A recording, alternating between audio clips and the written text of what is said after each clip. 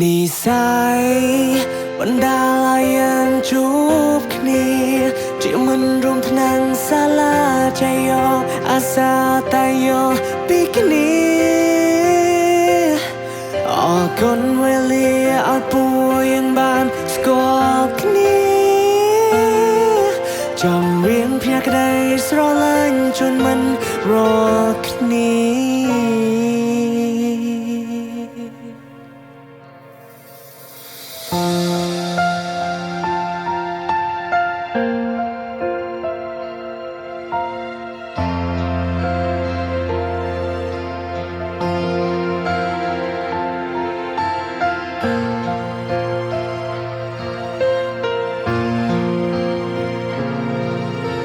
ថ្ងៃនេះជាថ្ងៃចុងក្រោយដែលពួកយើងជុំគ្នាបុណ្យទុំពោពេញដោយអនុស្សាវរីយ៍មុនពេលបែកគ្នា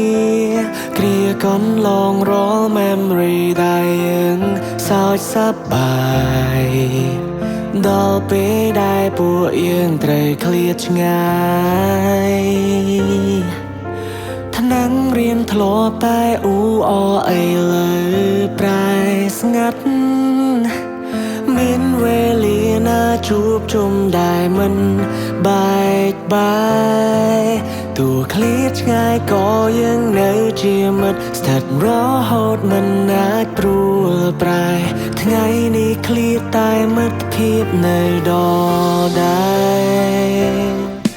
មិត្តអើយពេលនេះពួកយើងបែកគ្នាហើ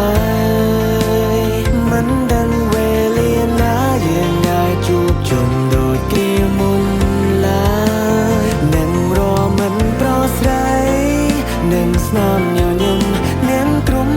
គ្នាទោះពេលនេះយើងត្រូវឃ្លាតតែមិត្តភាពយើងមិនសាបសូន្យ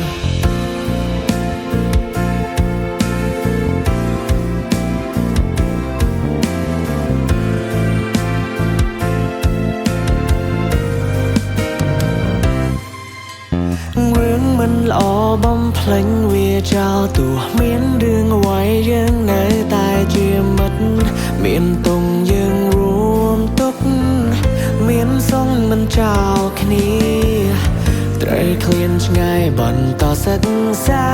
ឃ្លានមិនឃ្លាតទាំងសាលា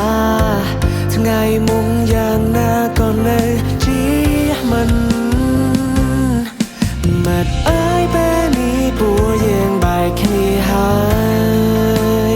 មិនដឹងវេលាណាយើងអាចជួបជុំដូចគ្នាមុនឡើយជូនពរមិនប្រស្រ័យជោគជ័យក្រុមព្រាក្រែងត្រូវចាំគ្មានថ្ងៃភ្លេចយើងឡើងពីមិនគឺជាបងប្អូនល្អ